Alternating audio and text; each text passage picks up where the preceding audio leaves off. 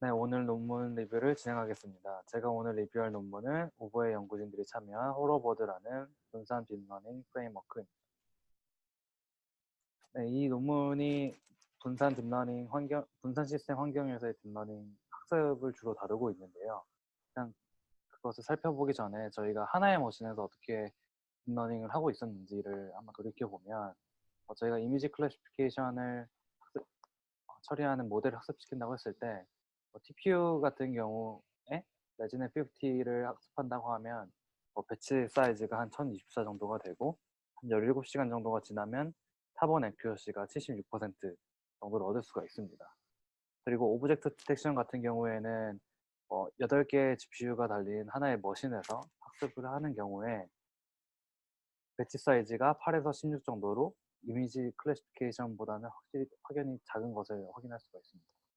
저희가 만약에 지금 이 실험들은 하나의 머신에서 진행이 되는 것인데 동시에 여러 머신들을 이용해서 연산을 병렬적으로 처리할 수 있다면 트레이닝 시간을 17시간에서 1시간 이내로 줄일 수 있거나 아니면 오브젝트 디텍션 같은 경우에는 배치 사이즈를 키워서 조금 더 정확도를 높일 수 있을 것입니다. 그래서 이런 이유들 때문에 큰 규모의 트레이닝을 기업이나 학계에서 연구를 하고 있는데요. 만약에 라지 스케일 트레이닝이 가능하다고 했을 때 이점은 크게 두 가지인데 첫 번째는 앞에서 말씀드렸던 것처럼 정확도 향상입니다. 오브젝트 디텍션 같은 경우에는 앞에서 봤던 것처럼 배치 사이즈가 굉장히 작기 때문에 저희가 흔히 사용하는 배치 노멀라이제이션 같은 테크닉을 적용하기가 굉장히 어렵습니다. 그래서 이런 것들을 적용하기 어렵기 때문에 페이스북에서는 그룹 노멀라이제이션이라는 논문을 올해 ECCV에서 발표를 했었는데요. 아무튼 오브젝트 디텍션 같은 경우에는 배치 사이즈를 더 키워서 8에서 16이 아니라 100, 1000 정도까지 키운다면은 더 좋은 정확도를 아마도 얻을 수 있을 것입니다. 그리고 이제 더 트레이닝 시간을 단축시킬 수도 있는데요. 레지넷 50 같은 경우에 아까 TPU에서는 17시간 정도가 걸린다고 했는데 이 아래 논문에 보시는 것처럼 텐센트에서 진행한 연구인데 총 2048개의 GPU를 이용하고 하나의 미니 배치에 64만 장 정도의 이미지를 한 번에 처리를 해서 6.6분 만에 7분이 안 되는 시간 안에 75.8%라는 타번 애큐어시를 얻었다고 합니다. 레지넷 50라는 똑같은 모델에서요. 그래서 앞이랑 비교를 해보면 17시간 만에 76% 달성했는데 여기서는 더 많은 GPU를 사용하긴 했지만 7분 안쪽으로 한 번에 학습을 끝낸 것이죠. 이렇게 이터레이션이 짧아지면 더 많은 실험을 할 수 있고 더 좋은 실험들, 더 좋은 실험 결과를 얻을 수 있다고 생각을 합니다. 네, 그래서 이제 라지 스케일 트레이닝이 주는 장점을 이렇게 정리를 해볼 수가 있겠고요. 그래서 당연히 라지 스케일이 중요하기 때문에 텐서플로우나 파이토치에서 분산 처리를 지원을 합니다. 그래서 텐서플로우에서 제공하는 API를 한번 살펴보면 저희가 분산 디스트리뷰티드 텐서플로우라는 API가 있는데요. 그래서 이걸 어떻게 사용하냐면 아무래도 하나의 머신이 아니라 여러 개의 머신을 클러스터로 묶어서 트레이닝을 해야 되기 때문에 이런 클러스터 스펙들을 정해줘야 됩니다. 어떤 IP에 어떤 머신들이 있는지를 결정을 해줘야 되고 그리고 이제 워커랑 파라미터 서버 두 가지의 컴포넌트로 구성이 됩니다. 텐서플로우에서는요. 그리고 앞에 이 클러스터 스펙을 정의를 하고 이제 저희가 작성한 코드를 이제 각자의 머신에서 이렇게 하나하나씩 실행을 해주면 텐서플로우에서는 분산 딥러닝이 어느 정도 잘 되고요. 근데 이 논문의 저자들이 본인들의 환경에서 벤치마크를 해봤을 때 여러 개의 GPU를 사용하는 환경에서 그 기본 디스트리뷰티드 텐서플로우의 유틸라이제이션이 잘 안 나온다고 합니다. 대표적으로 128개의 GPU를 사용한다면 한 절반 정도의 유틸라이제이션만 얻을 수 있는 거죠. 이상적인 값에 비해서요. 회사나 학교도 마찬가지지만 저희가 GPU를 128개를 가지고 있는데 그 중에 64개 정도의 성능을 얻을 수밖에 없다고 한다면 뭐 시간적으로나 뭐 금전적으로 굉장히 손해겠죠. 그래서 우버의 연구진들은 이 호러보드라는 프레임워크를 개발하게 됐고요. 그래서 호러보드가 뭐 최종적으로 추구하는 것은 이 디스트리뷰트 텐서플로우가 채워주지 못하는 이 부분의 유틸라이제이션을 더 올려보겠다는 것입니다.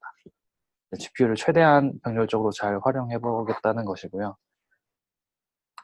네, 네, 분산 딥러닝을 처리할 때 뭐 크게 두 가지 방식이 있는데, 첫 번째는 모델 패러렐리즘을 이용하는 방식과 데이터 패러렐리즘을 이용하는 방식입니다. 뭐 그림에서 보시면 아시겠지만 뭐 세 개의 머신이 있다고 하면 뭐 모델 패러렐리즘 같은 경우에는 모델을 크게 3등분해서 각 머신에서 처리하는 것이고요. 뭐 데이터 패러렐리즘 같은 경우에는 각 머신에 똑같은 모델을 두고 데이터를 3등분해서 처리하는 방식입니다. 뭐 대부분은 뭐 데이터 패러렐리즘을 사용하고 있고요. 그래서 이 논문에서도 데이터 패러렐리즘을 차용을 했는데, 이제 페이스북에서 2017년, 그러니까 작년에 이미지넷에서 1시간 만에 트레이닝을 끝내는 그런 논문을 발표한 적이 있습니다. 뭐 이 논문에서 데이터 패러렐리즘 보시는 것처럼 이 그림의 아키텍처를 활용해서 페이스북이 1시간 만에 트레이닝을 끝냈다고 하고요. 그래서 이 그림에 대해서 조금 더 자세히 설명을 드리면, 저희가 이미지넷 데이터셋이 데이터 스토어에 있고, 이제 머신이 3개 정도 있다고 하면, 이 데이터 스토어에서 데이터를 3등분해서 각자의 머신에 뿌려주게 됩니다. 그리고 이제 각 머신에는 완전 동일한 모델이 존재하고 있고요.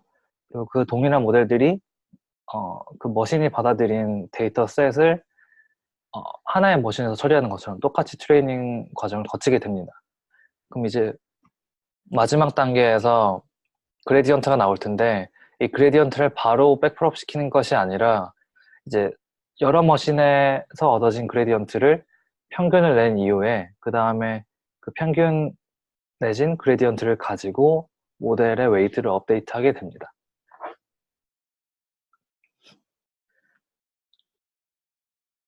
네, 그래서 텐서플로우에서는 이 그레디언트를 주고받는 과정들을 처리하기 위해서 파라미터 서버라는 별도의 컴포넌트를 두게 됐는데요. 그래서 이 아래에 있는 워커들은 이 각자의 머신에서 모델과 그레디언트를 처리하는 녀석이라고 할 수가 있고, 그다음에 이제 파라미터 서버에 이 각 워커에서 얻어진 그레디언트를 평균 낸 다음에 모델을 업데이트하고, 그다음 다시 워커에 업데이트된 웨이트를 전달해주는 역할을 하게 됩니다. 하지만 네트워크 환경이나 구성에 따라서 파라미터 서버가 한 대가 필요할 경우도 있고 여러 대가 필요할 경우도 있습니다. 파라미터 서버가 여러 개 필요하다면 워커들과 파라미터 서버들 사이에 어떻게 통신할 건지 이런 것도 다시 고민을 해야겠죠. 그래서 오버의 연구진들이 그 텐서플로우에서 제공하는 분산 API의 문제점은 이제 파라미터 서버랑 워커 서버를 어떤 비율로 조정할 것인지, 그림처럼 1대3으로 조절할 것인지 아니면 3대3으로 조절할 것인지, 이런 것들이 일반 연구자들에게 굉장히 어려운 최적화 포인트라고 하고요. 그리고 이런 머신들이 많아질수록 컨피그레이션을 일일이 다 쳐줘야 되는 그런 문제점이 있습니다. 코드 관리나 생산성 측면에서 굉장히 비효율적이겠죠.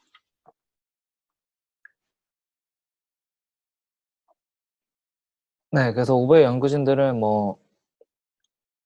이따가 다시 설명을 드리겠지만 파라미터 서버랑 워커 서버를 사용하지 않는, 그러니까 하나의 컴포넌트만 존재하는 아키텍처를 적용을 했고, 그리고 개발자가 일일이 이런 컨피그레이션을 세팅하지 않아도 되도록 그런 식으로 호러보드를 디자인을 했습니다.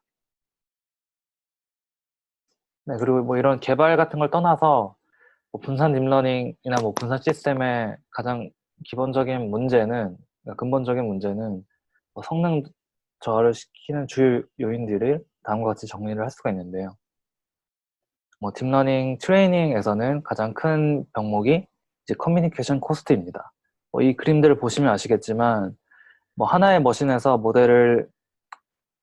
데이터셋을 가지고 모델을 포워드하고 그레디언트를 얻는 과정, 뭐 하나의 머신에서 처리하는 것과 동일한데 뭐 여기서 얻어진 그레디언트를 파라미터 서버로 합친 다음에 다시 워커 서버로 전달하는 과정들에서 이제 커뮤니케이션 코스트가 발생을 합니다. 뭐 주로 그레디언트를 주고받는 과정, 그리고 이제 웨이트를 주고받는 과정에서 이런 코스트가 발생을 하고, 뭐 이 외에도 뭐 GPU나 CPU를 어떻게 구성했는지에 따라서, 아니면 네트워크 환경, 아니면 데이터셋을 가져오는 스토리지 환경에 따라서 뭐 딥러닝 학습의 속도에 영향을 주겠지만 가장 큰 명목은 커뮤니케이션 코스트에서 발생한다고 합니다. 그래서 대부분의 논문들이 이제 커뮤니케이션 코스트를 어떻게 줄일지에 대한 고민을 하는 것 같고요. 그래서 이제 그러니까 이 호러버드 논문에서는 그 텐서플로에서는 파라미터랑 파라미터랑 워커 서버 구조를 적용을 했는데 앞에서 말씀드린 것처럼 파라미터 서버랑 워커 서버의 비율을 어떻게 조절할 것인지, 그리고 이제 환경 설정하는 문제가 있기 때문에 호러버드에서는 링 올리지스라는 아키텍처를 채택했습니다. 이제 링 올리지스는 이제 다음 그림과 같은 알고리즘인데요. 따로 파라미터 서버가 존재하지 않고 모든 서버들이 다 이제 워커 서버로 동작을 합니다. 그러면 웨이트랑 그레디언트를 어떻게 주고받을 것이냐는 이제 링 올리지스 알고리즘 통해서 진행이 되는데요. 총 3개의 노드가 있다고 하면 총 2 곱하기 n-1 이터레이션 만에 그 웨이트나 그레디언트를 주고받을 수 있게 됩니다. 그래서 첫 번째 n-1 스텝에서는 각각의 값을 더하는 과정이 되겠고요. 그리고 뒤에 n-1 스텝은 그런 값을 주고받는 과정이 됩니다. 그래서 하나씩 살펴보자면 이 첫 번째 스텝에서는 이제 애드하는 과정인데요. 뭐 그림에서 보시면 아시겠지만 여기 있던 8이랑 이 하나하나가 다 데이터 청크인데 이 워커 C의 세 번째 데이터 청크의 값이 워커 A의 세 번째 데이터 청크에 더해지게 됩니다. 8 더하기 8이랑 4라는 값이 42랑 1에 더해지는 거고요. 그리고 워커 A에서도 동일하게 값이 더해져서 워커 B로 보내지고 워커 B에 있는 두 번째 청크 값이 워커 C에 더해지게 됩니다. 뭐 이런 똑같은 알고리즘을 이제 그 다음 스텝에서 진행하게 되고요. 대신에 똑같은 청크에서 진행되는 것이 아니라 이제 다른 청크에서 똑같은 알고리즘으로 진행이 됩니다. 네, 그리고 뒤에 n-1 스텝은 값을 주고받는 과정인데요. 이것도 뭐 그림을 보시면 아시겠지만 여기 워커 C에 있는 첫 번째 청크에 22랑 51이라는 값이 워커 A로 전달되게 되고 워커 A에 있는 두 번째 청크 값이 워커 B의 두 번째 청크 값으로 이동하게 됩니다. 그 다음 스텝에서 똑같이 다른 청크에 있는 값이 전달이 되게 되고요. 그래서 총 이 스텝을 지나게 되면 모든 워커에 있는 값들이 똑같은 값을 가지게 됩니다. 네, 그래서 이런 구조를 채택하게 되면 뭐 파라미터랑 워커 서버를 구분할 필요가 없고 이제 하나의 워커 서버, 하나의 컴포넌트만으로 뭐 데이터를 주고받는 과정을 처리할 수 있고요. 실제로 실험을 해보면 파라미터 워커 아키텍처보다 링 올리저스가 유틸라이제이션이 훨씬 좋다고 합니다. 뭐 자세한 내용은 이 아래 링크를 참고하시면 되고요. 네, 그래서 이제 호러버드에서 뭐 디스트리뷰티드 텐서플로우랑 차이점은 다음과 같은 것들을 들 수가 있는데 일단 우버 내부에서 이런 분산 딥러닝을 굉장히 많이 하게 되는데 실제로 분산 딥러닝을 쓰지 않더라도 뭐 텐서플로우를 쓰는 팀들은 공식적인 텐서플로우를 쓰는 것이 아니라 뭐 본인들 뭐 실험이나 연구에 맞게 텐서플로우를 수정해서 사용하는 일이 굉장히 많다고 합니다. 그래서 이 호러보드를 디자인할 때도 텐서플로우 안에 내장시킨다고 하면 이제 각 팀에서 수정한 코드랑 충돌할 가능성이 있기 때문에 호러보드에서는 이제 PIP 패키지로 빌드를 해서 각 팀이 커스텀한 텐서플로우 쓰더라도 이 호러보드를 쓰는데 문제가 없도록 디자인을 했고, 그리고 이제 웨이트를 주고받는 과정, 그레디언트를 주고받는 과정에서 링 올 리지스라는 알고리즘을 활용을 했습니다. 그래서 리링 올리드스라는 알고리즘이 처음에 이 바이두에서 사용을 하게 됐는데요. 그 바이두에서 텐서플로우로 구현해 놓은 것이 이제 깃허브에 올라와 있는데, 이 우브의 연구진들이 그 바이두의 구현을 엔비디아의 NCC를 이용해서 재구현했다고 합니다. 그리고 분산 딥러닝 트레이닝을 할 때 필요한 뭐 디버깅 툴 같은 것도 개발을 했고, 그리고 이제 커뮤니케이션 코스트를 줄이기 위해서 텐서 퓨전이라는 테크닉을 활용을 했습니다. 그리고 이제 오픈 MPI라는 라이브러리도 사용을 했고요. 그래서 홀오버드 타임라인은 분산 딥러닝 트레이닝을 할 때 디버깅을 도와주는 툴이고요. 뭐 이런 식으로 타임라인이랑 어떤 단계에서 어떤 식으로 웨이트가 가고 있는지를 확인할 수가 있습니다. 그리고 이제 텐서 퓨전 같은 경우는 이제 커뮤니케이션 코스트를 줄이기 위한 테크닉 중에 하나인데요. 이제 우버에서 이 홀로버드를 이용해서 실험을 했을 때 뭐 한 가지 발견한 부분은 이제 워커들 간에 주고받을 데이터 청크가 작은 경우에는 굉장히 큰 오버헤드가 발생한다고 합니다. 뭐 유틸라이제이션을 100% 사용하지 못한다는 것인데요. 그래서 이 텐서 퓨전의 아이디어는 뭐 주고받을 데이터가 생길 때마다 전달하는 것이 아니라 어느 정도 버퍼를 두고 버퍼에 주고받을 데이터를 쌓고 이 버퍼가 어느 정도 찼을 때 이 버퍼를 주고받는 형태로 바꿨다고 합니다. 이런 텐서 퓨전을 사용을 해서 65%의 성능 게인을 얻었다고 하고요. 자세한 프로세스는 아래 알고리즘을 확인하시면 될 것 같습니다. 네, 그럼 이제 이 홀로버드를 어떻게 사용하느냐? 근데 이 왼쪽에 코드가 있고요. 이 코드를 다음과 같은 커맨드 라인으로 실행을 해주면 됩니다. 실행하는 것은 굉장히 간단하고, 코드도 기존 텐서플로우 코드에서 크게 바뀔 부분은 많이 없습니다.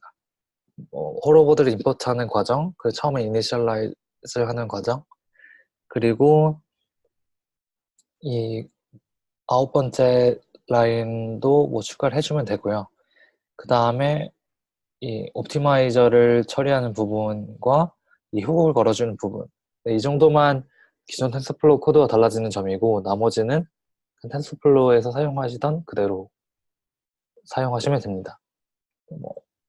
실제로 개개인의 연구에 적용한다면 어려운 점이 많겠지만, 일단 이그샘플만 봤을 때는 굉장히 간단한 것을 확인할 수가 있습니다. 그래서 실제 결과를 보자면요. 이제 이 주황색이 텐서플로우에서 제공하는 분산 API를 사용한 것이고, 이 초록색이 홀로버드의 유틸라이제이션입니다. 그림에서 보시는 것처럼 인셉션 V3나 레지넷 101층에서 홀로버드를 사용한 결과 1초에 더 많은 이미지를 처리하는 것을 확인하실 수가 있고요. 그리고 이제 오버에서 한 가지 실험을 더 했는데, 이 네트워크에 이 리모트 다이렉트 메모리 액세스가 지원되는 네트워크를 사용했을 때 조금 더 성능 게인을 얻을 수 있다고 합니다. 근데 여기서 이 저자들이 얘기하고자 하는 것은 인세션이나 레지넷 같은 경우에는 주고받을 데이터 양이 상대적으로 적어서 이 RDMA의 이점을 많이 가질 수는 없었는데, VGG 같은 경우에는 네트워크 자체도 굉장히 크고 주고받을 데이터, 웨이트 양이 많기 때문에 이 RDMA를 사용한다면 다른 네트워크들보다 훨씬 더 많은 성능 향상을 이룰 수 있었다고 합니다. 네, 그래서 이게 작년에 나온 논문인데요. GitHub에 가보시면은 최근 현황을 보실 수 있는데, 처음에는 논문 제목처럼 텐서플로우만 지원을 했는데, 이제는 케라스랑 파이토치도 지원을 하고 있고, 그 이제 텐서플로우 안에서도 에스티메이터 API를 지원한다고 합니다. 자세한 내용은 이 링크에서 확인을 하시면 되고요. 그리고 요약을 해보자면, 분산 딥러닝 클러스터 간의 커뮤니케이션을 위해서는 링 올리지스를 사용한다는 것이고, 그리고 이런 알고리즘을 최적화하기 위해서 뭐 엔비디아의 NCCL이나 오픈 MPI라는 메시지 패싱하는 라이브러리를 사용한다는 것. 뭐 이 두 점은 이 호러보드뿐만이 아니라 뭐 다른 딥러닝, 분산 딥러닝 API에서도 흔히 사용되는 디자인인 것 같습니다. 그리고 이런 분산 딥러닝이 가능해졌을 때 뭐 학습을 빨리 끝내거나 뭐 애큐러시를 올리는 측면도 있겠지만 뭐 오토ML 같은 아주 머신이 많이 필요하고 GPU가 많이 필요한 실험들을 할 수 있다는 것이고요. 그리고 이제 호러보드의 뭐 향후 방향에 대해서 잠깐 얘기를 해보자면 뭐 얼마 전에 파이토치 1.0이 나왔고 내년 초에 텐서플로우 2.0이 나온다고 하는데 이제 파이토치 1.0에는 뭐 torch.distributed라는 API가 추가가 되어 있고 텐서플로우 2.0에서도 새로운 분산 API가 나올 것으로 기대가 되는데요. 이런 새로운 API들과 이제 호러보드가 어떻게 호환이 될지 지켜보는 것도 뭐 재밌는 요소가 될 것 같습니다. 네, 그리고 뭐 오늘 다루진 않았지만 이런 분산 딥러닝에 관심 있는 분들은 아래 논문들을 참고하시면 좋을 것 같은데요. 그 발표 서두에 말씀드렸듯이 분산 딥러닝에서 가장 큰 오버헤드는 커뮤니케이션 코스트이기 때문에 뭐 이런 것들을 줄이기 위해서 뭐 그레디언트를 압축해서 보낸다거나 그레디언트를 압축해서 보낸다면은 데이터 전송량이 훨씬 적어지니까 아마 학습이 빨라지겠죠? 아니면 데이터를 웨이트를 주고받을 때 퀀타이제이션 된 웨이트를 주고받아서